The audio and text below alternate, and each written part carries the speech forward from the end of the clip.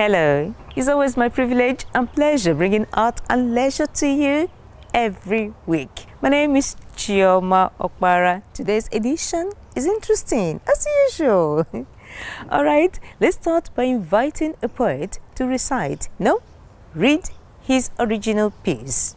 I see life in a dead line. I see beyond. I see iron shackled iron. I see the coming of Zion. Like the only one in this dark jungle, let the lights come on. I see reality in this dream. I see dreams in this reality. I see black. I see gold. I see beautiful. Even if the world don't say so, I see dreams filled with colors of the rainbow. Even though in Nigeria the formula isn't familiar like the rest of Africa, I see the struggle of the dear mother. I see strength of character in the struggles of our forefather taking us further.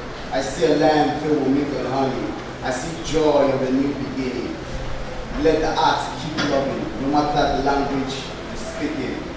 Then in the end, I see a people winning. Like a pope, I see hope of the new nation in the younger generation who have the mission to run with this vision. Africa calls obey. I see you, I see me, I see her, I see him, I see them. I see us living the past, walking through the now, into the future. I see, I've seen the sky. It's pure, blue but true. It should be for me and you. I see a voice, the people I see. What we reap we sow. I see the remains of Jericho. Finally, I see the way in which we must go. This is tomorrow. I see prophecies like the white garment guy, Genesis. I see nemesis catch up with leaders who don't know they are what the messes. No offenses, they are so messy like the menses. Don't know who their friend is, building defenses. Till we end up in bases, crashing fences. I see a lie in the truth. If that's a lie, tell me what lies in the truth. I see freshness, I see ideas and newness. I see that which is refreshing. I see the brand new you, a brand new me, a brand new heart, a brand new him, a brand new them, a brand new us, a brand new. I see a brand new Nigeria. What do you see?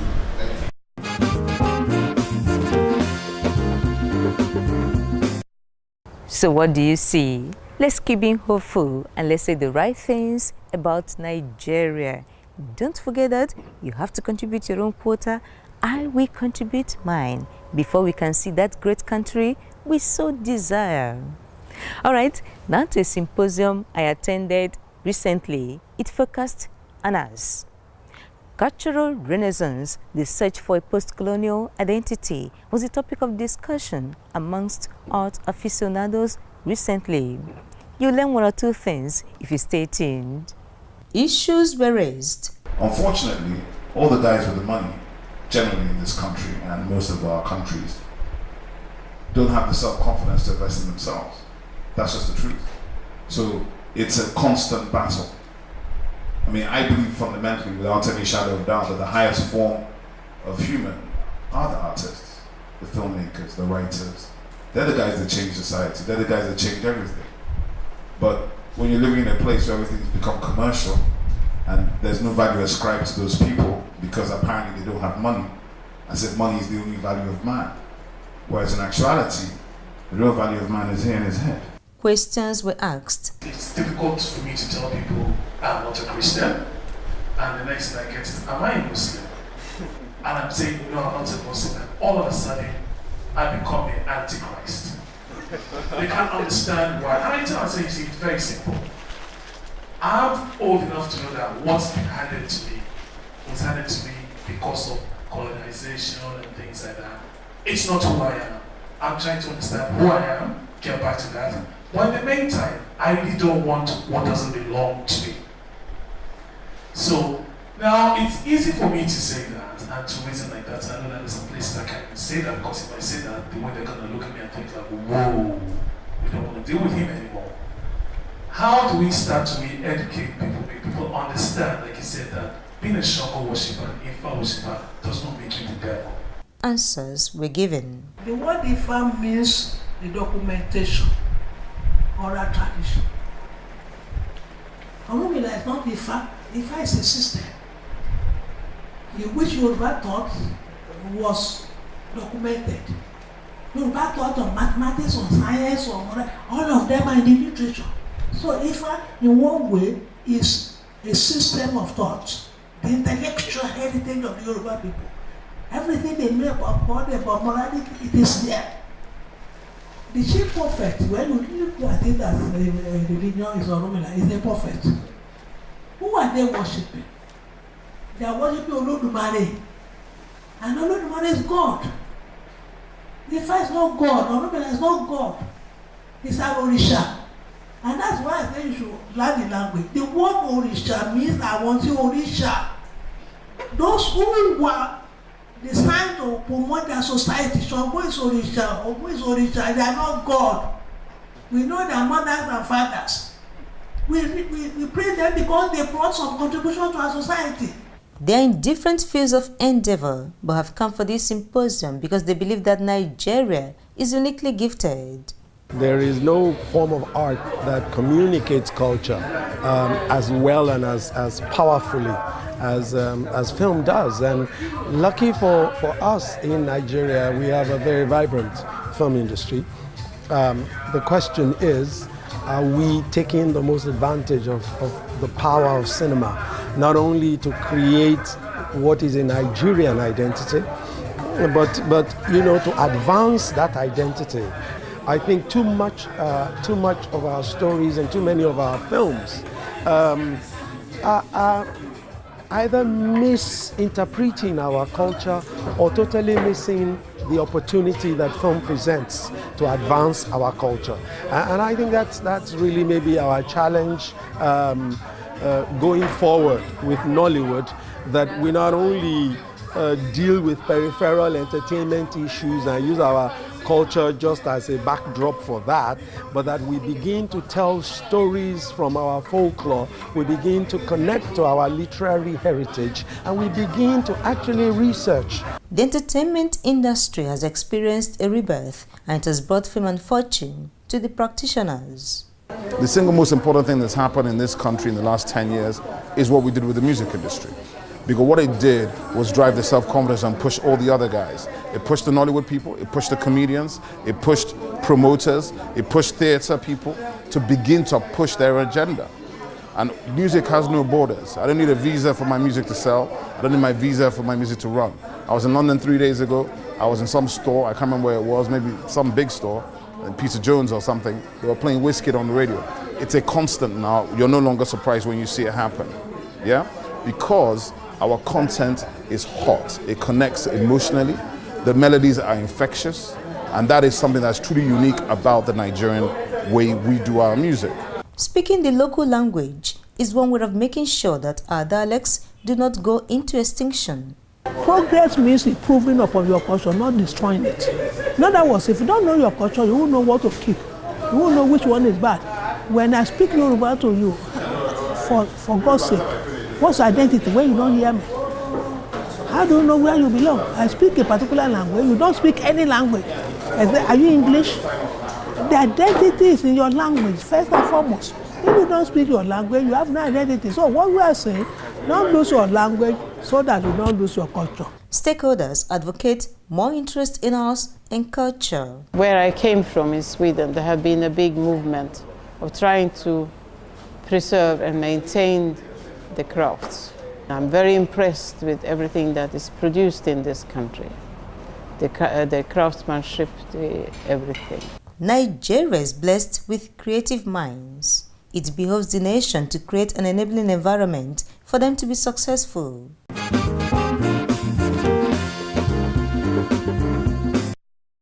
Good to have you back. Let's celebrate what we have. Speak your dialect to your children. Teach them. Speak it with them at home. When they get to school, they can speak English. All right, let's go for a business meeting. The management of the Nigerian Stock Exchange invited the cast and crew of Wakaa the musical to ring the bell at the end of the day's trading recently. It was very interesting. Stay. Mrs. Bolanle Austin Peters is the director of the stage play Wakaa the musical. She came in with 4 of the actors to the trading floor of the Nigerian Stock Exchange to ring the closing bell. Trading on the floor of the stock exchange resumes at 9:30 a.m. and closes at 2:30 p.m. Monday to Friday. The Director General or a top official of the Nigerian Stock Exchange declares the day's trading open. Once in a while, prominent members of the society are invited to sound the gong at the end of the day's trading. Because of our history doing musicals and plays now, some directors of the Stock Exchange had seen Saro the musical, so they had approached us based on that, that they would like us to visit the Stock Exchange and ring the bell.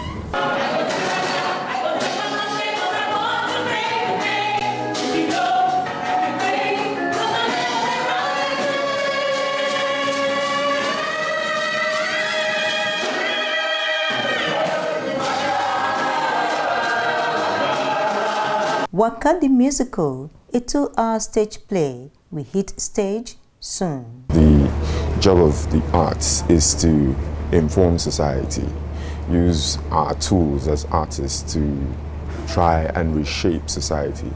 And that is one thing I can promise you that Wakaa the musical will do. And then secondly, I'm sure it will be entertaining for the audience who will come to see it. So as you come to see Wakaa, I will tell you to buckle up, sit tight, because you are going to, in fact, you are in for the ride of your life. Yes, that's what I'll say. In Nigeria today, art is contributing so much to our economic growth. Inviting the cast and crew of the 70-man stage play to this business meeting is an appreciation of their efforts. In Nigeria, the arts is typically relegated to the background, and the significance of what has just occurred today is pretty huge, because there's a stigma attached to the practice of arts in Nigeria, and when people begin to realize that the business world also recognizes the influence and the power of the arts in the society, you're driving a significant message to the youths and all the practitioners in the industry that this is serious business, and that the world is taking note, and that the Nigerian Stock Exchange is also beginning to recognize that fact.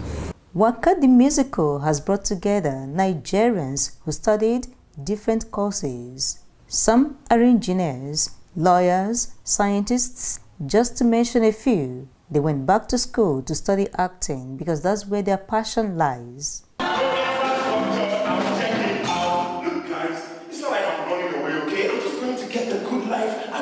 For myself. So, I'm checking out. So, what about your medical career? Come on. Cassie has promised that I can take my conversion exam in the UK, so I'll still practice medicine.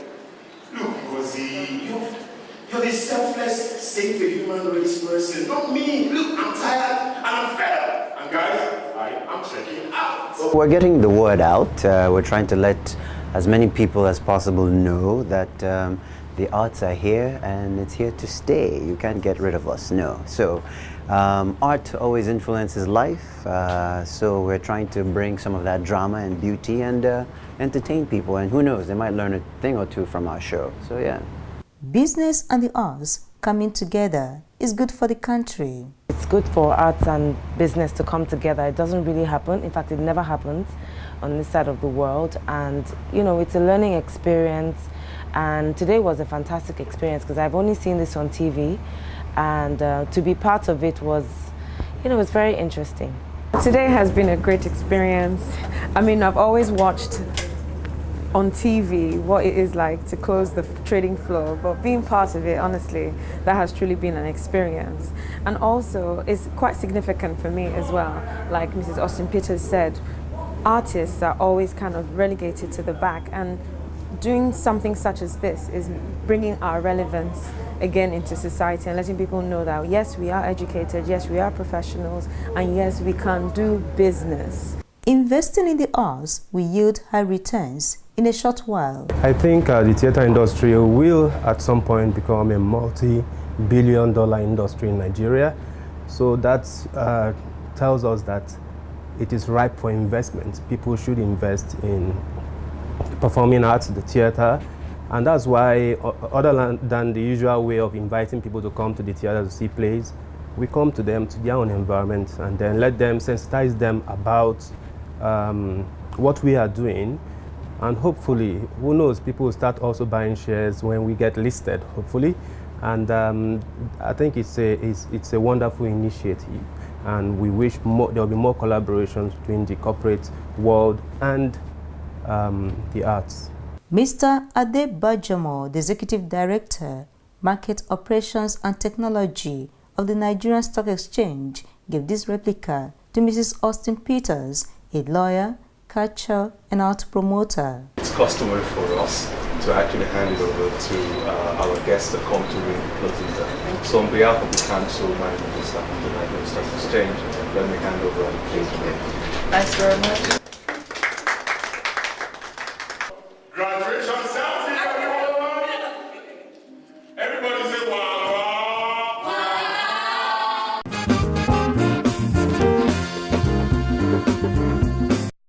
Welcome back. Indeed, things are looking up for the arts sector. All right, now let's talk about Osun Grove. Susan Wenger, an Austrian, came to Nigeria. She lived here, worked, and died in Osogbo, Osun State. She left footprints on the sands of time. If you don't know what she did, I'll tell you one. Osun Grove, which she helped develop, has earned Nigeria the title UNESCO World Heritage Center. The center needs restoration, and a group has risen to location. Watch this. This is Osun Grove. In 2005, UNESCO gave it the title World Heritage Center. In spite of this magnificent artwork and this beautiful forest, many people, many of us in this room, are unaware of the artistic masterpiece, a UNESCO World Heritage Site that lies on our doorstep. The sculptures were done by Susan Wenger and some indigenous artists. She was born in Austria on the 4th of July, 1915. She came to Nigeria with her husband, Ulibaya, in 1949. She stayed on in Osogbo until her death on the 12th of January, 2009. In appreciation to her, Osun people gave her the title Aduni Olorisha. A year after her death, a foundation known as Aduni Olorisha Trust took up the task of restoring the works on the site. Their personal funds went into it. Today, 102 million naira is needed for restoration and maintenance of the works for the next 5 years. Great artworks serve as a way of giving people a sense of where they're coming from, and great art clearly is a living testament to the great creativity of your forebears, and it is very important that these are preserved, to serve as a beacon to those who are living and generations yet unborn, that their forebears had great accomplishments. There were people who had skills and resources to create things that are considered some of the most beautiful in the world. I am inviting all Nigerians of goodwill. We need to stand up and be counted. It is our cause, and we ought to lift our share of the burden. One of her works was put up for auction. From a technical perspective, Susanna Wenger's wax boutiques are a blend of textile painting, batik, and indigo dye works. She also created some monumental textile works in this multicolour medium. An art enthusiast bought Susan Wenger's piece for 3.3 million naira. Other works by different artists were also exhibited. Osun Grove is a tourist site which must be well maintained. The pieces wrought by master hands are non-academic, and although they possess qualities of good traditional African art, the works can be classified as modern art. These artworks attract people, Nigerians and foreigners, to Osogbo, particularly during the annual Osun Festival, which takes place every August. This pilgrimage brings wealth and fame not only to Osogbo but also to the rest of Nigeria. Unfortunately, some of these great art pieces are in a sorry state of despair. We need urgent help to restore them and preserve them. Memory is that which gives us a sense of self and identity. The preservation of our people's culture and history and art is the preservation of our people's memory. Osogbo Grove and the art in it is an important memory of a people. Preserving this memory is to bequeath an important legacy to the generations after us. One of the influences of the arts is the fact that it changes lives. More than anything else, the influence of art is why we are here. You're dressed in a certain way and people perceive you that way is because an artist decided that you will be perceived that way. The colors of the fabric that you wear are designed by artists.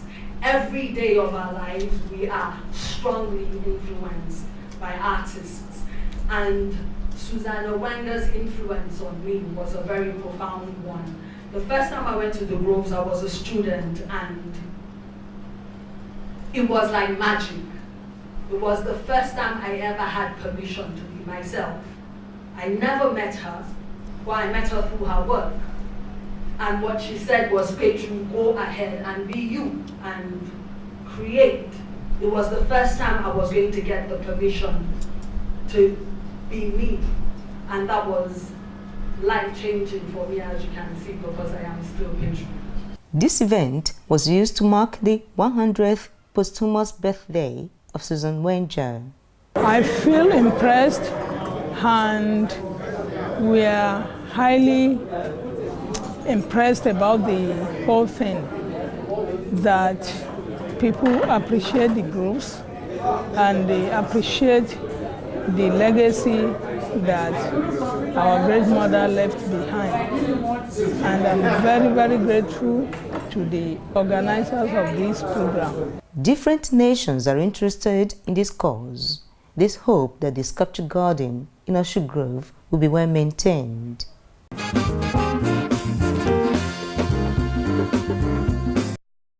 Nice to have you back. Yes, let's preserve our cultural heritage. A big thank you to you for watching the program today. Please do visit our website www.artandleisure.com.ng. There you see so many episodes for you to watch. You'll also have an opportunity to tell us what you think about the program. Yes, leave a comment. My name is Chioma Okpara. Let's do this again, same time next week, God willing. Until then, love yourself, love Nigeria.